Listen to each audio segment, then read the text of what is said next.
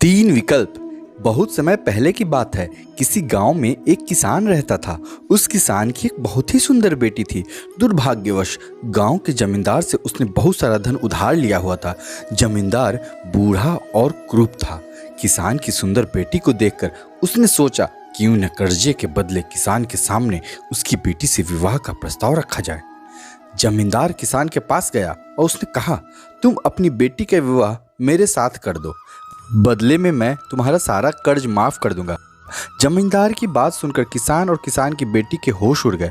तब जमींदार ने कहा, चलो गांव की पंचायत के पास चलते हैं और जो निर्णय वे लेंगे उससे हम दोनों को ही मानना होगा।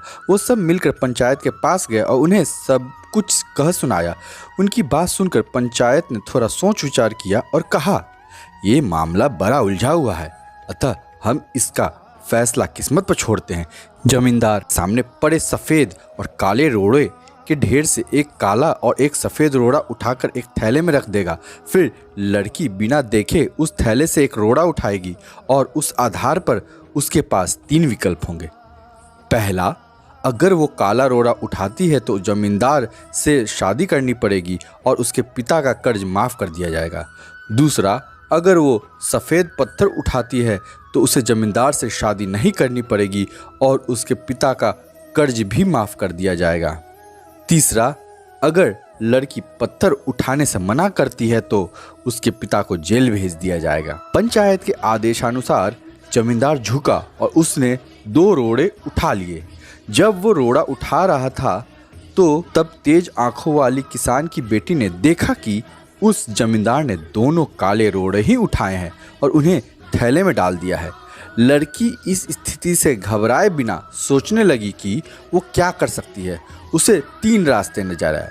वह रोड़ा उठाने से मना कर दे और अपने पिता को जेल जाने दे।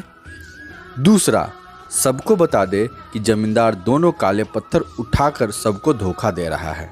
तीसरा, वह चुप रहकर काला पत्थर उठा ले और अपने पिता को कर्ज से बचाने के लिए जमींदार से शादी करके अपना जीवन बलिदान कर दे।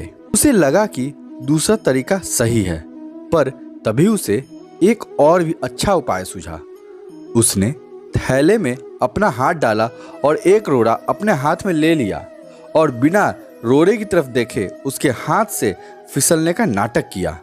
उसका रोड़ा अब हजारों रोड़ों के ढेर में गिर चुका था और उनमें ही कहीं खो चुका था। लड़की ने कहा, हे भगवान, मैं कितनी फुहर हूँ, लेकिन कोई बात नहीं। आप लोग थैले के अंदर देख लीजिए कि कौन से रंग का रोड़ा बचा है, तब आपको पता चल जाएगा कि मैंने कौन सा उठाया था जो मेरे हाथ से गिर गया। थैले में बचा हुआ रोड़ा काला था। सब लोगों ने मान लिया कि लड़की ने सफ़ेद पत्थर ही उठाया था। जमींदार के अंदर इतना साहस नहीं था कि वो अपनी चोरी मान ले। लड़की ने अपनी सोच से असंभव को संभव कर दिया। मित्रों, हमारे जीवन में भी कई बार ऐसी परिस्थितियां आ जाती हैं जहां सब कुछ धुंधला दिखता है। हर रास्ता नाकामयाबी की ओर जाता महसूस होता है, पर ऐसे समय में यदि हम परंपरा से हटकर सोचने का प्रयास करें तो उस लड़की की तरह अपनी मुश्किलें दूर कर सकते हैं। तो कैसी लगी कहानी? अगर पसंद आए तो लाइक शेयर जरूर कीजिए। ऐसी ही मजेदार कहानियों के लिए इस चैनल को सब्सक्राइब कीजिए।